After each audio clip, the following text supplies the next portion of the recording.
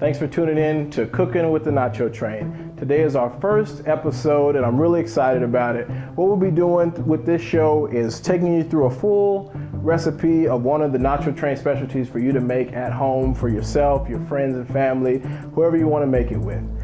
Today we'll be going through bacon cheeseburger nachos with best guacamole. But before we get into that, I'm going to tell you a little bit about the Nacho Train if you're not familiar.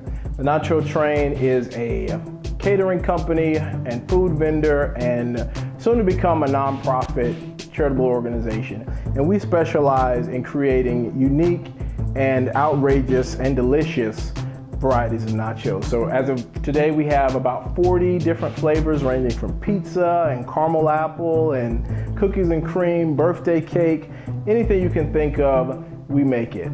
But to get into today's recipe, like I said, it's bacon cheeseburger. So you have your beef, you have your bacon, you have your chips, and you have your cheese. So let's get started.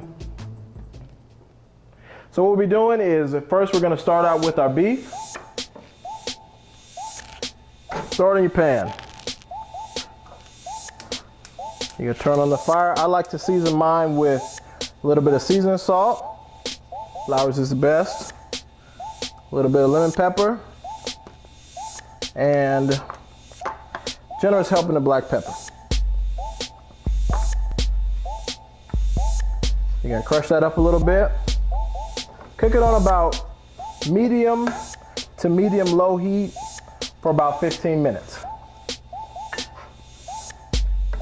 While that's going, we're gonna get our bacon squared away. So here's our bacon. And you can microwave it or skillet. I like to microwave mine. So you're gonna microwave it for about a minute per piece. And then we go ahead and get our cheese warmed up while everything else is going. Usually this is probably the last thing you want to heat up if you're heating it in a stovetop double broiler like this. If you're starting in a crock pot, you'll probably want to start it early because they take a long time to warm. But in a double broiler, make sure you fill up your water about a quarter of the way, and then you can also add some milk to give it a little more yield. So like I said, you can add milk to give the nacho cheese a little bit more yield. And any type of nacho cheese will work. I like Bakers and Chef's nacho cheese because it has a little bit of spice to it. And obviously if you want a little more spice, you can always add some jalapenos or some cayenne pepper depending on the type of spice that you like. So this you definitely want to keep on kind of a low heat. You definitely don't want the cheese to scorch. It'll get real hard on you. So here we are. So our beef is simmering, our bacon is cooking, and our cheese is warming. So once all of these three things are done, we'll be ready to go. So while we wait on that, let's go ahead and go cut up some veggies. All right, now the fun part. We get to cut up some toppings for our nachos. I like to use tomatoes, fresh tomatoes for the bacon cheeseburger, kind of give that bacon cheeseburger feel. So when you start out, you can cut a bigger piece and then you cut it into smaller pieces. So here we go. I like to cut mine down the middle. And then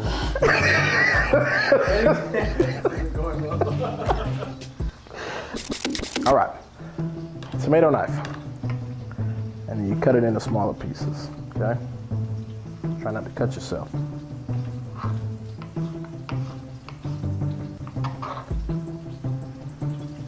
And carve out the middle too if you like, so you don't get all the seeds and all that stuff in there. All right.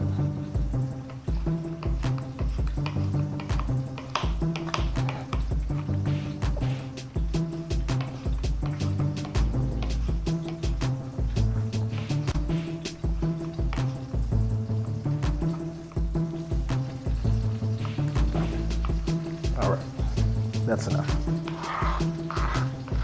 So there are our diced tomatoes. There are diced tomatoes for our toppings. Next, we'll cut up some jalapenos. You can use the bottled, the canned, or the fresh. I kind of am partial to the fresh. Whenever possible, fresh is better, you know. better for you. A lot of times it'll have that better taste. So we have some fresh jalapenos there and some fresh tomatoes diced up for us. And those will go as our toppings. And then, as I said, Bess already did some guacamole for us. All right, our beef is browning up nicely.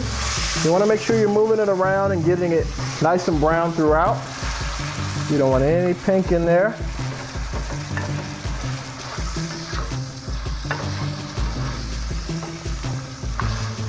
And then once I'm done, once the beef is nice and brown, I like to strain mine, get a lot of the fat off of it. I don't rinse it because you rinse out a lot of the flavor, but I do like to strain it, depending on how lean a beef you use. This is a 93.7, I believe. So I'm just gonna strain it a little bit. Okay. All right, and our bacon's done. Our beef is just about done, maybe 1 or 2 more minutes. So the next thing you'll see is a nice completed plate of nachos. All right, here's another fun part, putting it all together. So we're gonna start with our chips as our base.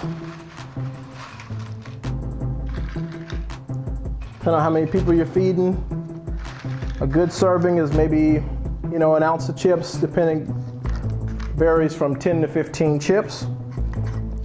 And then you're gonna go with, I like to put my cheese next.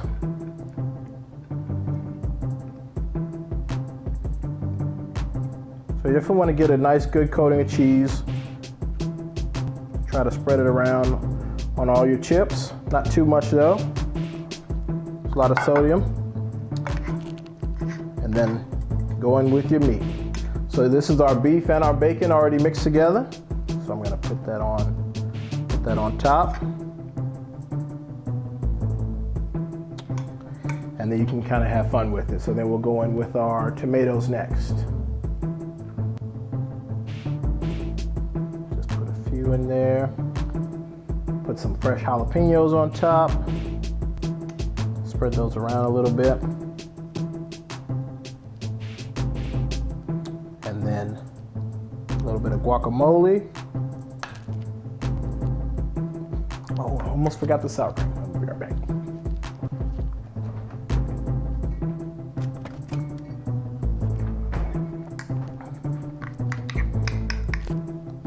And boom goes the sour cream. Bacon cheeseburger nachos. Now the most fun part of all, enjoying it.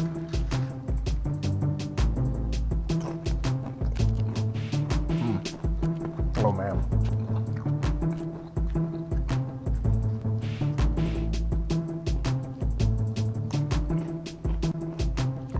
Magnifico.